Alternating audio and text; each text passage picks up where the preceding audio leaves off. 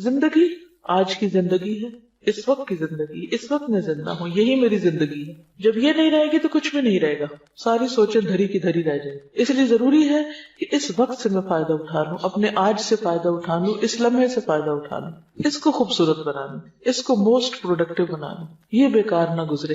اس کے لیے ہمیں یہ دیکھنا ہے کہ کس وقت میں کرنے کا کیا کام ہے. سب سے پہلے ہمیں اگر اپنا ٹائم ٹیبل بنانا ہے ڈیلی، مثلا ایک دن کی پلاننگ کرنی ہے، تو سب سے فرسٹ اینڈ فورموسٹ ہمیں یہ دیکھنا ہوگا کہ فرائض کیا ہیں ہمارے، ان کو فل کر لیں. مثلا نمازیں سب سے پہلا فرض ہے. اب اس کے لیے ہمیں کتنے بجے اٹھنا ہے؟ یہ تو نہیں 7 بجے اٹھنا، 7 بجے تو نماز چلی جائے گا، آپ نے اپنا فرض مس کر دیا، تو آپ کا تو ٹائم پروڈکٹیو نہیں، آپ کے تو دن کا آغاز ہی غلط ہوا. آپ نے تو اللہ کی نافرمانی سے دن کا آغاز کیا، اللہ کی رحمت کہاں سے آئے گی؟ آپ نے اللہ کو ناراض کر کے دن کا آغاز کیا. تو بہت ضروری ہے کہ ہم جب ٹائم ٹیبل بنائیں تو پہلے اپنے مارک کر لیں، مارننگ، ظہر، عصر، مغرب، عشاء. اب باقی کام ان کے آس پاس کر لیں. بندوں میں ہماری ذمہ داری کون کون ہے؟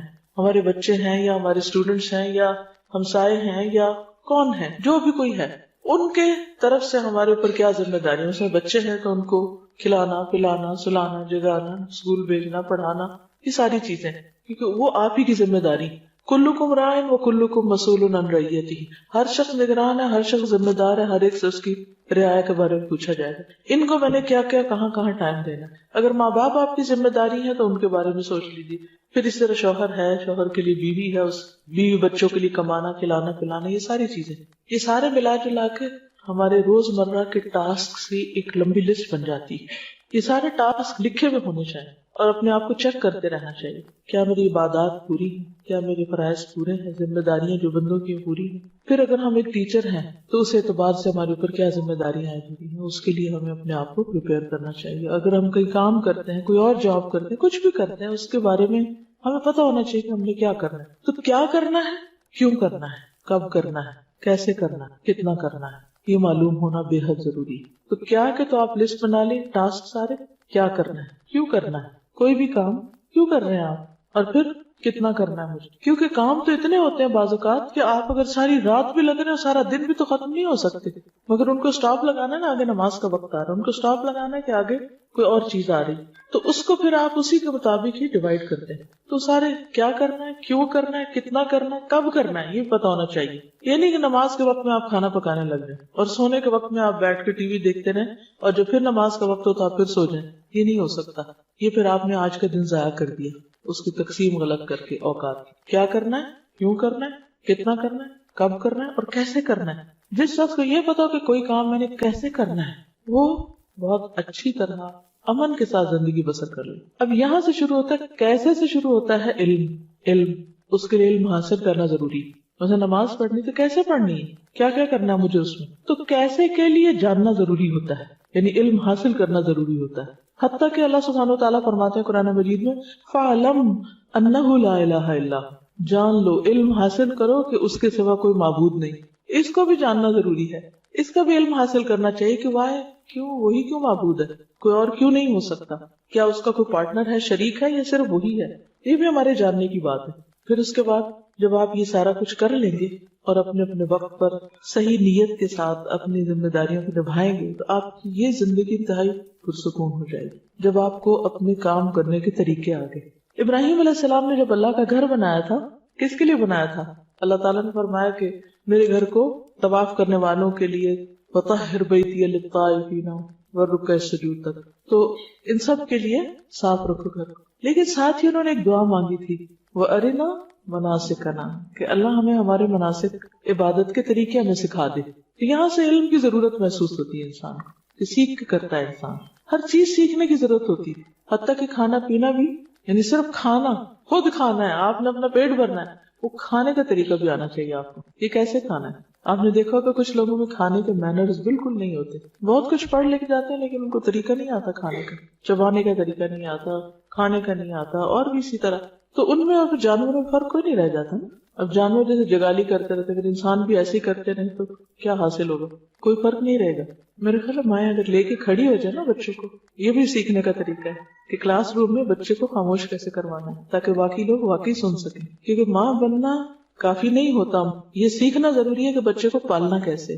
بچے کو خاموش کیسے کرانا ہے، بچے کو کھلانا کیسے، پلانا کیسے، سلانا کیسے، چپ کیسے کرانا ہے، بلوانا کیسے، یہ سب کچھ بھی سیکھنے سے تعلق رکھتا ہے. تو بہرحال بات یہ ہے کہ ہر چیز سیکھنے کی ضرورت ہوتی ہے اور سیکھنے کی بہت فضیلت ہے. اب سیکھنے میں بہت سی چیزیں ہم پیسیولی سیکھتے ہیں.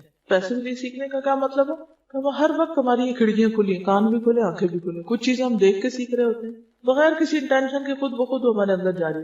کچھ چیزیں ہم سن رہے ہوتے ہیں، آوازوں سے آ رہی ہوتی ہیں اور ہم سیکھ رہے ہوتے ہیں. مثلاً آپ گھر سے نکلے کسی کام سے، رستے میں کوئی میوزک کی آواز سنی، آپ نے کوئی گانا لگا ہوا تھا، کسی نے آپ کو نہیں سکھایا، وہ گانا آپ نے سنا اور تھوڑی دیر کے بعد آپ خود بھی اسی ٹیون میں گانے لگ گئے. یہ کیا ہوا آپ کے ساتھ؟ کیا آپ گھر سے گانا یاد کرنے کے ارادے سے نکلے تھے؟ نہیں، لیکن بغیر آپ کے ارادے نیت کے وہ آپ کے ازبر ہو گیا، آپ نے سنا اور آپ کو یاد ہو گیا. تو اسی طرح کچھ چیزیں انسان نہ چاہتے ہوئے بھی سیکھتا چلا جاتا ہے. اس لیے بہت ضروری ہوتا ہے کہ اچھے لوگوں کی کمپنی میں ہو. اچھے لوگوں کی کمپنی سے انسان بہت سی چیزیں بغیر کسی تکلیف کے سیکھ جاتا ہے، صرف دیکھ دیکھ کے سیکھ جاتا ہے، سن سن کے سیکھ جاتا ہے. تو اچھی کمپنی میں ہونا جو ہے یہ اللہ تعالیٰ کی ایک بہت بڑی رحمت ہے، بہت بڑی نعمت ہے. اور پھر اس کے بعد انسان نیت، ارادے اور کوشش کے ساتھ سیکھے. تو آپ سب اپنی ایک لسٹ بنائیں کہ آپ کو ابھی تک کیا کیا نہیں آتا جو آپ کو آنا چاہیے. مثلا اللہ نے ہم کو اپنی عبادت کے لیے پیدا کیا، لیکن ہمیں عبادت کرنی نہیں آتی، ہمیں نماز پڑھنی نہیں آتی، ہمیں زکوٰۃ دینے کا طریقہ ہی نہیں پتا. ہم کبھی راہ چلتے اس سے کچھ پوچھ لیتے ہیں، اس سے وہ کچھ بتا دیتا ہے، وہ کچھ، پھر دونوں کی کنفیوژن پہ کہتے ہیں چھوڑو پر اس کام کو کیا کرنا. لیکن جو فرائض ہیں تو پوچھو گی، آپ نہیں کریں گے تو پوچھو گی، غلط کریں گے تو پوچھو گی، لہٰذا سیکھنا ضروری ہے. تو ایک تو آپ اپنے ضرور لسٹ بنائیں کہ ابھی تک آپ کو کیا کیا نہیں آتا، جو آپ کو ایک بنیادی طور پر اپنی ذات کا خیال رکھنے، اپنے بچوں کا خیال رکھنے، اپنے گھر کا، اپنے انوائرمنٹ کا، اور جس کام کے لیے آپ پیدا ہوئے اللہ کی عبادت ہے وہ آنا ہی چاہیے. اگر وہ نہیں آئے تو آپ نے اپنی زندگی گنوا دی، چاہے آپ ڈھیروں کتابیں پڑھ جائیں.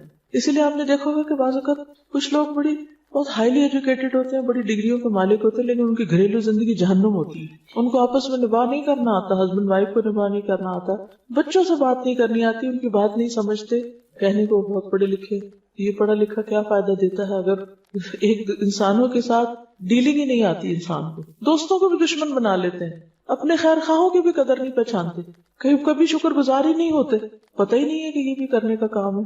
ویسے بہت انٹیلیجنٹ ہیں، ویسے بڑے بڑے کارنامے کرتے ہیں، لیکن بنیادی اخلاق کا نہیں پتا.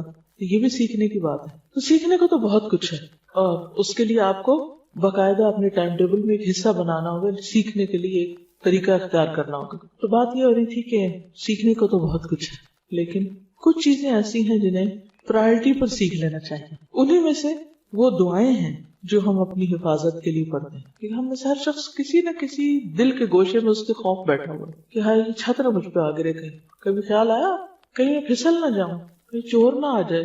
کبھی اندھیرے سے ڈر لگتا ہے، کبھی کسی چیز سے کبھی ڈر لگتا ہے. ہر شخص کو کسی نہ کسی چیز سے ضرور ڈر لگتا ہے. اس کو کہتے پھر اس کو نام دے دیتے فوبیا.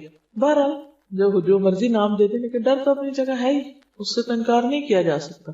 خصوصاً کچھ کھونے کا، کچھ ضائع ہونے کا، کچھ ہاتھ سے نکل جانے کا، یہ ڈر بہت ہوتا ہے. یعنی کیا ہوگا؟ تو اس کے لیے ہمیں ایک بہترین چیز سکھائی گئی ہے، اور وہ ہے آیت الکرسی. آیت الکرسی یہ اس آیت کا نام ہے. آیت الکرسی جو ہے یہ قرآن مجید کی آیات میں سے بہت ہی افضل آیت ہے، بہت بلند درجے کی آیت ہے. جیسے سورتوں کے نام ہے نا، اسی طرح کچھ آیتوں کے بھی نام ہیں. اللہ سبحانہ وتعالیٰ نے آدم علیہ السلام کو مختلف چیزوں کے نام سکھائے تھے، اور کسی بھی شخص کے صاحب علم ہونے کی علامت ہی ہوتی ہے کسی بھی فیلڈ یا فن میں کہ اس کو اس خاص علم سے متعلق چیزوں کے نام آتے ہوں. مثلاً آپ قرآن کے طالب علم ہیں اور آپ کو سورتوں کے نام ہی نہیں آتے، کیا جانا آپ نے. اسی طرح مثلاً آپ باٹنی پڑھ رہے ہیں اور اپنے انوائرمنٹ میں ارد گرد پودوں کے نام ہی کو نہیں آتے، گھاس کی قسموں کو ہی نہیں پتا، درختوں کے نام نہیں آتے. اب ہر شخص کے لیے ہر علم کی ہر چیز سیکھنا تو فرض نہیں ہے، لیکن کم از کم جو علم آپ پڑھ رہے ہیں اس کے متعلقہ چیزوں کے نام آنا ضروری ہے. کئی لوگ ایسے ہوتے ہیں کہ وہ لوگوں کے بیچ میں سالوں رہ رہے ہوتے ہیں، ان کو آس پاس لوگوں کے نام ہی نہیں آتے. آپ کی کیا ریلیشن شپس ہوں گے اچھے، کیسے اچھے ہو سکتے ہیں. مجھ سے کسی نے پوچھا کہ آپ وہ پڑھا رہی تھی، کہنے لگی کہ مجھے آپ کو ٹپ بتائیے، آپ بھی پڑھاتی. میں نے ایک دن ان کو ایک ٹپ بتائی، دوسرے دن دوسری بتائی، کل میں نے ان کو تیسری ٹپ بتائی. تیسری ٹپ یہ تھی کہ اپنے گروپ کو جس کو آپ پڑھا رہے ہیں اس کی تمام اسٹوڈینٹس کے نام یاد کریں اور اسٹوڈینٹس کو ناموں سے بلائیں. پہلے یہ تو بہت ہی مشکل ہے، چھوٹا سا گروپ ہے تو بہت ہیوج کلاس ہے، اس میں ہوتی ہے obvious سی مشکل، لیکن میں پوری کوشش کروں گی. میں نے کہا اس سے آپ فرق جانیں گے کہ اسٹوڈنٹ اور ٹیچر کا جب تک کنیکشن نہیں ہوتا تو علم پاس نہیں، وہ صرف انفارمیشن ہوتی، آپ سیکھ نہیں سکتے اور آپ کو پتہ نہیں آپ آس پاس کون بیٹھا ہوا ہے، وہ کیا کر رہا ہے. اور ان کو میں نے اتفاق سے یہی حدیث دلیل کے طور پر دی کہ حضور صلی اللہ علیہ وسلم نے ابی ابن کعب کو شاباش دی تھی کہ تمہیں علم مبارک ہو اے ابو المنذر. آپ کو صرف ان کا نام نہیں، ان کی کنیت بھی پتا تھی. اور آپ کو پتا ہے کہ کتنے بے شمار صحابہ ہیں آپ کے آس پاس، لیکن آپ کو ان کے نام آتے تھے. تو اپنے آس پاس کے لوگوں کے نام جاننا، جس گھر میں آپ رہتے ہیں اس کے مختلف ڈائریکشن کا معلوم ہونا کہ سورج کدھر سے نکلتا ہے، قبلے کا رخ کیا ہے. آپ کہتی ہوں کہ یہ کس کو نہیں پتا.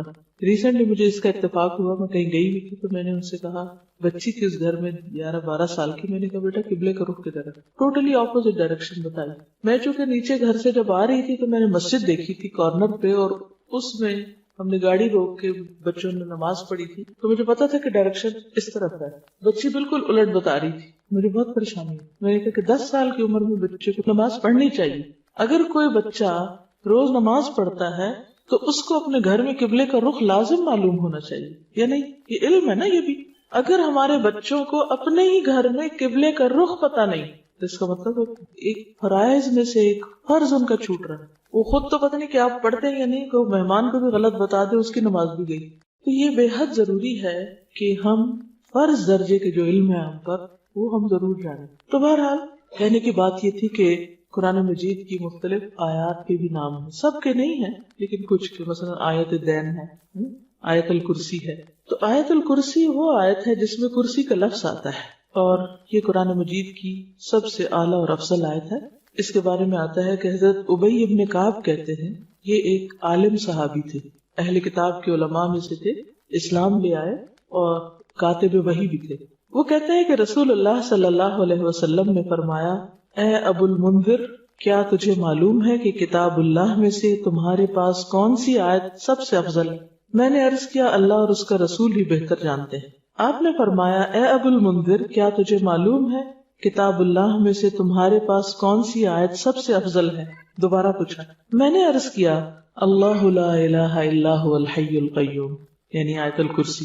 آپ نے میرے سینے پر ہاتھ پھیرا شاباش دینے کے لیے اور فرمایا، ابو المنذر، تمہیں علم مبارک ہو، یعنی تم جانتے ہو. اس ایک حدیث کے اندر بہت کچھ ہے سیکھنے کے لیے. مثلا سب سے پہلے تو نبی صلی اللہ علیہ وسلم کا طریقہ تعلیم معلوم ہوتا ہے کہ آپ نے اپنے صحابی کو سوال کیا. یہ نہیں کہا کہ میں تمہیں بتاتا ہوں. ہمیں تو کوئی بات پتا ہو تو ہم کیا کہتے ہیں، ادھر میں تمہیں بتاؤں. لیکن آپ نے پوچھا. کیوں پوچھا؟ کہ اگر انہیں پہلے سے معلوم ہے تو اس سے کیا ہو. سوال کرنے سے ایک تو ایک انٹریکشن ہوتی ہے، دوسرے کو اہمیت بھی دی جاتی ہے، اس سے ایک تعلق پیدا ہو جاتا ہے. اور پھر اس کے بعد یہ ہے کہ صحابی کے پارٹ پر یہ بات پتہ چلتی ہے کہ صحابی جو ہیں وہ کہتے ہیں کہ اللہ اور اس کا رسول بہتر جانتے ہیں. حالانکہ پتہ ہے ان کو، لیکن پھر بھی کیا کہتے ہیں، اللہ اور اس کا رسول بہتر جانتے ہیں. کیوں؟ تاکہ اگر میرے علم سے زیادہ وہاں ہے تو پہلے مجھے وہ مل جائے. میں اگر ایک بات بتا دوں گا جو مجھے پتا تو ہو سکتا ہے کہ مجھے اگلی چیز نہ پتا. لیکن حضور صلی اللہ علیہ وسلم بھی محسوس کر رہے ہیں کہ ان کو معلوم ہے، شاید یہ جھجک رہے ہیں یا اس کا مظاہرہ کر رہے ہیں. آپ دوبارہ پوچھتے ہیں اور اسی ٹون میں پوچھتے ہیں، اے ابو المنذر، کیا تمہیں معلوم ہے کہ کتاب اللہ میں سے سب سے افضل آیت کون سی ہے؟ تو پھر اس پر وہ جواب دیتے ہیں، میں نے عرض کیا، اللہ لا الہ الا هو الحی القیوم. پھر آپ سینے پہ ہاتھ پھیرتے ہیں، اس طرح تھپکی دیتے ہیں. اس کا مطلب ہے کہ وہ قریب بیٹھے ہوئے ہیں، ریچ میں ہیں آپ کی. ہو سکتا ہے دور بھی ہو تو بلا کے شاباش دی. تو طالب علم کو تھپکی دینا یا اس پہ ہاتھ پھیرنا یا شاباش دینا اس کی ہمت بندھاتا ہے، اس کو انکریج کرتا ہے، اس کو اور زیادہ علم کا شوق دلاتا ہے. اور پھر آپ فرماتے ہیں کہ تمہیں علم مبارک، شاباش. آپ خوش ہو جاتے ہیں اور دعا دیتے ہیں. اچھا، ہم عام طور پر کسی کو کوئی بات پتا ہو یا کسی کو معلوم ہو تو اس پر اس کی تعریف نہیں کرتے یا اس کی ہمت نہیں بندھاتے، جبکہ استاد کا فرض بنتا ہے کہ اچھا جواب آنے پر، درست جواب آنے پر ضرور کچھ نہ کچھ دعا دے، مثلا بارک اللہ فیکم، شاباش، کوئی بھی اچھا ورڈ، گڈ اسٹروک دے. تو اس حدیث سے پتہ چلتا ہے کہ آیت الکرسی جو ہے یہ سب سے اعلیٰ اور افضل آیت ہے. پھر اسی طرح ایک اور حدیث ہے حضرت ابن اسقا کہتے ہیں رسول اللہ صلی اللہ علیہ وسلم صفہ میں تشریف لائے. صفہ کیا تھا؟ وہ چبوترا جس پر صحابہ بیٹھ کر پڑھا کرتے تھے، وہیں رہتے تھے، وہیں پڑھتے تھے. تو ایک آدمی نے آپ سے سوال کیا، یا رسول اللہ سب سے زیادہ عظمت والی آیت کون سی ہے؟ آپ نے فرمایا اللہ لا الہ الا هو الحی القیوم، یعنی پوری آیت الکرسی. تو اس سے بھی بات مزید واضح ہو جاتی ہے، اس کو تقویت ملتی ہے کہ یہی آیت سب سے افضل ہے. اب اس آیت کو ایک طرف تو سب سے افضل کہا گیا اور دوسری طرف اس آیت کو حفاظت کا ذریعہ بتایا گیا. اس کے لیے ایک بہت لمبی حدیث ہے، لیکن ایک واقعہ ہے پورا جس سے ہمیں پتہ چلتا ہے کہ آیت الکرسی جو ہے یہ شیاطین کے شر اور فتنوں سے محفوظ رکھتی ہے. انسان کو حفاظت کے لیے سب سے زیادہ جس چیز کی ضرورت ہے وہ اپنے دشمنوں سے حفاظت. دشمنوں میں سب سے بڑا دشمن شیطان، اور شیطان نظر نہیں آتا. باقی دشمن تو اگر کوئی آ رہا ہماری طرف تو ہم بھی جواباً مارنے کے لیے تیار ہو جائیں، مگر جو نظر ہی نہیں آ رہا تو اس کا کیا بنے گا؟ جو نظر نہیں آ رہا اس سے کیسے بچیں گے؟ ہم بچ سکتے ہیں، ہم اس کا مقابلہ کر سکتے ہیں، پکڑ سکتے ہیں. کیا ماریں گے اس کو؟ مجھے یاد ہے وہ چھوٹی سی تھی تو میرے والدین جب کہتے تھے کہ وہ شیطان آ گیا تو ہم کہتے تھے کدھر ہے، میں ڈنڈا اٹھا لیتی کدھر ہے میں اس کو ماروں گی. لیکن ڈنڈے سے تو نہیں مار سکتے شیطان کو آپ. ہاں آیت الکرسی پڑھیں تو اس پہ ڈنڈا ضرور پڑے گا، لیکن اگر آیت الکرسی ٹھیک ہی نہیں آتی آپ کو تو اس کو کیا اثر ہوگا؟ تو صحیح تلفظ بھی آنا چاہیے اور اس کو پڑھنا بھی چاہیے اور اس کا معنی بھی جاننا چاہیے اور اس کی فضیلت بھی معلوم ہونی چاہیے. اور یہ وہ علم ہے جس پر آپ صلی اللہ علیہ وسلم نے شاباش دی تھی. تو اگر آپ کو بھی یہ پتہ چل جائے گا تو وہ شاباش صرف ان کے لیے نہیں پر آپ سب کے لیے بھی. بہرحال حدیث ہے، حضرت ابو ہریرہ سے روایت ہے، مجھے رسول اللہ صلی اللہ علیہ وسلم نے صدقہ فطر کی حفاظت کے لیے محافظ مقرر کیا، گارڈ بنایا. اس دوران میں ایک شخص آیا اور اس نے غلہ سے لفیں بھر بھر کر نکالنی شروع کر دی، یعنی وہاں سے نکالنا شروع کر دیا. میں نے اسے پکڑ لیا اور کہا میں تجھے ہر صورت میں رسول اللہ صلی اللہ علیہ وسلم کے پاس لے جاؤں گا، تم چور ہو. وہ کہنے لگا میں محتاج آدمی ہوں، بال بچے دار ہوں، سخت ضرورت مند ہوں، لہٰذا معاف کر دو. چنانچہ میں نے اسے چھوڑ دیا. صبح ہوئی تو رسول اللہ صلی اللہ علیہ وسلم نے دریافت فرمایا ابو ہریرہ گزشتہ رات تمہارے قیدی کا کیا بنا؟ کیونکہ آپ کو وحی کے ذریعے خبر ہو چکی تھی. میں نے عرض کیا یا رسول اللہ صلی اللہ علیہ وسلم اس نے اپنی شدید حاجت کا اظہار کیا، بال بچوں کا شکوہ کیا، میں نے اس پر رحم کیا، اسے چھوڑ دیا. آپ نے فرمایا خبردار رہنا، اس نے جھوٹ بولا، وہ پھر آئے گا. مجھے آپ کے فرمان کی وجہ سے یقین تھا کہ وہ ضرور آئے گا، لہٰذا میں گھات میں بیٹھ گیا، کب آتا ہے اور چکنا ہو گیا. وہ آیا اور غلے میں سے پھر لپیں بھرنے لگا. میں نے پکڑ لیا. میں نے کہا اب تو میں تمہیں ضرور حضور صلی اللہ علیہ وسلم کی خدمت میں لے جاؤں گا. اس نے کہا مجھے چھوڑ دو، میں غریب ہوں، عیالدار ہوں، آئندہ نہیں آؤں گا. میں نے رحم کھاتے اسے پھر چھوڑ دیا. صبح ہوئی تو رسول اللہ صلی اللہ علیہ وسلم نے دریافت فرمایا اے ابو ہریرہ تمہارے قیدی نے کیا کیا؟ میں نے عرض کیا یا رسول اللہ صلی اللہ علیہ وسلم اس نے اپنی شدید ضرورت کا شکوہ کیا، عیالداری یعنی اپنی غربت کا واسطہ دیا، مجھے رحم آ گیا لہٰذا میں نے اسے پھر چھوڑ دیا. آپ نے فرمایا خبردار رہنا، اس نے تجھ سے جھوٹ بولا ہے، وہ پھر آئے گا. چنانچہ میں تیسری بار اس کی گھات میں بیٹھ گیا. وہ آیا اور پھر غلہ کے لب بھرنے لگا. میں نے اسے پکڑ لیا. یہ تیسری بار ہے. اب میں تمہیں ضرور حضور صلی اللہ علیہ وسلم کے پاس لے جاؤں گا. ہر بار تو وعدہ کرتا نہیں آؤں گا لیکن پھر آ جاتا ہے. اس نے کہا اچھا میں تمہیں ایسے کلمات بتاتا ہوں جن سے اللہ تجھے فائدہ دے گا لیکن اس کے بدلے مجھے چھوڑ دو. یعنی اسے ہوا نا کہ اب تمہیں پکڑا گیا تو کچھ دے کے چھوٹنا پڑے گا. میں نے پوچھا وہ کیا کلمات ہیں، کون سا کلام ہے، کون سا وظیفہ ہے کہ جسے پڑھ کے میں اپنے چور سے بچ سکتا ہوں، یعنی یہ چور واپس نہ آئے.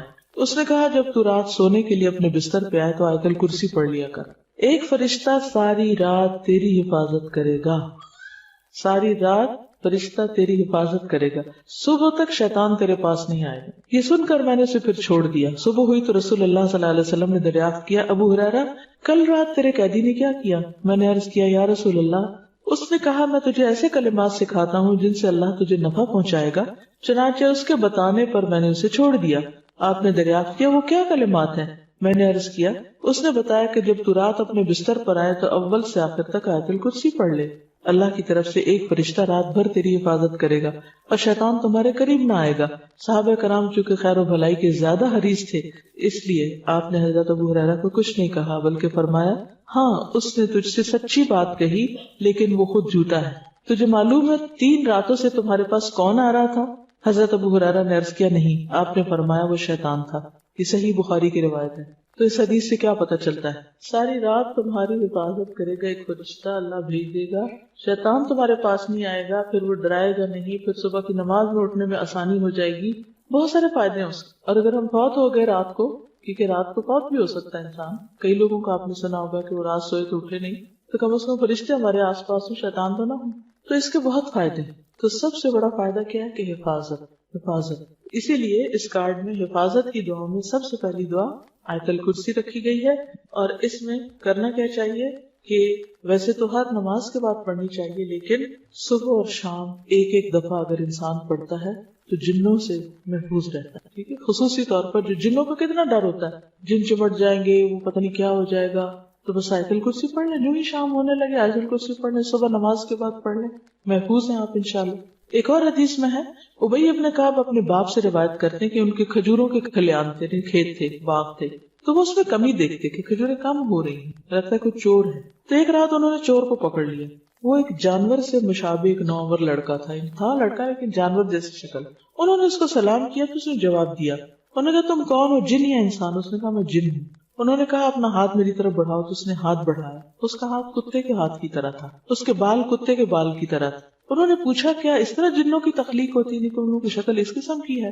اس نے کہا میں یہ جانتا ہوں کہ جنوں میں مجھ سے زیادہ شدید اور کوئی نہیں، سخت جن ہوں. انہوں نے کہا تم میرے پاس کیوں آئے ہو؟ اس نے کہا مجھے خبر ملی ہے کہ تم صدقہ کرنا بہت پسند کرتے ہو، تو میں تمہارے کھانے میں سے اپنا حصہ لینے آیا، یعنی تمہارے کھیت میں سے اپنے لیے کچھ نکالنے آیا. انہوں نے کہا کیا چیز تم سے بچا سکتی؟ اس نے کہا وہ آیت جو سورۃ البقرہ میں ہے، اللہ لا الہ الا هو الحی القیوم، جو کوئی اسے رات کو پڑھے گا وہ صبح تک مجھ سے پناہ میں رہے گا، اور جو صبح پڑھے گا وہ رات تک مجھ سے پناہ میں رہے گا. پھر جب صبح کو انہوں نے اس بات کا ذکر نبی صلی اللہ علیہ وسلم سے کیا تو آپ نے فرمایا اس خبیث نے سچ کہا. یہ حدیث المعجم الکبیر طبرانی میں روایت، اس کی جلد اول صفحہ 201، حدیث نمبر 541 ہے. تو اس سے بھی کیا پتہ چلتا ہے کہ جنوں سے انسان محفوظ رہے. مطلب اوور آل جو فرشتے آپ کے ساتھ ہوں تو اور چیزوں سے بھی بچتے. آپ کو معلوم ہے کہ چوٹ لگنی ہو، کچھ اور شر وغیرہ جو ہوتا ہے، لیکن خصوصی طور پر دیکھیے جو چیزیں تو ہمیں نظر آتی ہیں نا ان کو تو ہم پھر بھی روک لیتے ہیں. آگ ہے تو بند کر دیں گے، کوئی زہریلی چیز ہے تو اوپر رکھ دیں گے. مطلب مادی چیزوں کو انسان ان سے بچ کے رہتا ہے. کوئی چیز دیکھتا ہے کہ شیشہ پڑا ہے، کچھ ٹیل پڑا ہے تو بچ کے گزر جاتا ہے. شیطان آپ کے اوپر حاوی ہو رہا ہے، جن کو آپ کو تنگ کرنے لگا تو آپ کو تو پتہ بھی نہیں کہ کیا ہو رہا ہے. وہ تو قرآن مجید میں آتا ہے انہ یراکم هو وقبیلہ من حیث لا ترونہم. ٹھیک ہے نا، وہ اور اس کا قبیلہ تمہیں وہاں سے دیکھتے ہیں جہاں سے تم انہیں نہیں دیکھ سکتے. تو جس دشمن کو دیکھ نہیں سکتے اس سے کیسے بچنا ہے؟ یہ آیت حفاظت کے لیے. پھر اسی طرح ہر فرض نماز کے بعد آیت الکرسی پڑھنے سے انسان جنت میں داخل ہو، کیونکہ یہ افضل آیت ہے، اس میں اللہ سبحانہ وتعالیٰ کا تعارف ہے. تو اس کے لیے میں چاہوں گی کہ آپ لوگ 2-3 کام کریں. ایک تو یہ کارڈ جو آپ کے پاس ہے، اگر اس کو اپنے گھر میں کہیں بھی رکھ دیں، نظر آئے گا خوبصورت تو جلدی سے اٹھ کے پڑھنے کا یاد بھی رہے گا. دوسرا یہ کہ ہم نے یہ کیا تھا کہ ایک پوسٹر پہ آیت الکرسی اس طرح چھپا لی تھی. یہ پوسٹر آپ کہیں اپنے گھر میں ایسی جگہ لگا لیں کہ جہاں آپ مس نہ کریں صبح شام اس کو پڑھیں.